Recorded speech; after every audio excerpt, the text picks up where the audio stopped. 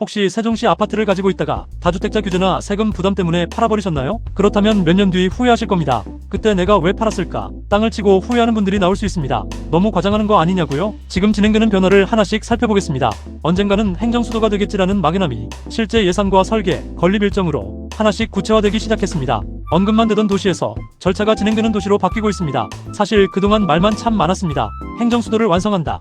국회를 옮긴다. 대통령 집무실을 짓는다. 선거철만 되면 빠지지 않고 등장했지만 정작 체감 속도는 너무 느렸습니다. 그 사이 집값도 떨어졌고 상가 공실 문제, 해양수산부도 뺏겼습니다. 결국 또 선거용 아니야? 세종시 부동산 정리한 분들 많았을 겁니다. 그런데 정치적인 상황부터 달라졌습니다.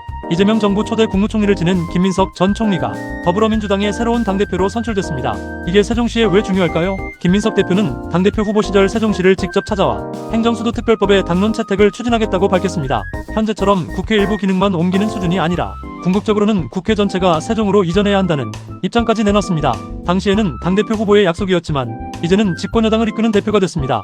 앞으로 이 약속을 실제 법안과 예산으로 연결할 수 있는 정치적 위치에 올라선 겁니다. 이재명 대통령도 최근 세종에서 열린 국무회의에서 임기 안에 세종 집무실 시대를 열고 마지막 국무회의도 세종 집무실에서 열겠다는 각오로 속도를 내라고 지시했습니다. 행정수도 완성을 위한 법과 제도도 계속 뒷받침해야 한다고 강조했습니다. 대통령은 임기 내 세종 집무실을 이야기하고 집권여당 대표는 행정수도특별법과 국회 전체 이전을 주장합니다. 민주당이 다수 의석을 가지고 있고 세종시장 역시 여당 소속입니다. 정부와 국회 다수당, 여당 지도부와 세종시 시장까지 행정수도 완성으로 함께 맞춰진 겁니다.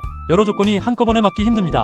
국회와 대통령실이 전부가 아닙니다. 28년 하반기 세종경찰청 신청사, 2029년 상반기 세종경찰특공대 청사, 31년 3월 세종지방법원, 그리고 맥도날드도 들어옵니다. 세종지방법원이 문을 열면 법원 직원뿐만 아니라 변호사와 법무사, 관련 업체와 민원인들의 이동도 자연스럽게 늘어납니다. 여기에 세종지방공소청 건립이 추진되고 있고 2차 공공기관 이전 계획도 들려옵니다. 대법원 세종 설치도 정치권에서 논의되고 있습니다. 물론 이 사업들이 전부 확정된 것은 아닙니다. 하지만 국회와 대통령실에 이어 경찰청과 법원, 수사기소기관까지 하나씩 채워진다면 입법과 행정, 사법 기능이 함께 움직이는 대한민국의 실질적인 중심도시로 바뀌게 되는 겁니다. 그렇다면 부동산 시장은 어떻게 움직일까요? 법안이 통과되고 예산이 확정되고 설계와 착공 일정이 구체적으로 나오기 시작하면 인구 80만 달성이 가능할 것입니다. 정치권의 약속이 실제 실행되는지 냉정하게 확인해야 합니다. 하지만 분명 다시 없을 좋은 기회입니다. 앞으로 확인할 핵심 신호는 세 가지입니다. 첫 번째, 행정수도특별법이 민주당 당론을 거쳐 국회 본회의까지 통과하는가. 두 번째, 국회 세종이사당이 향후 국회 전체 이전까지 고려한 규모로 설계되는가.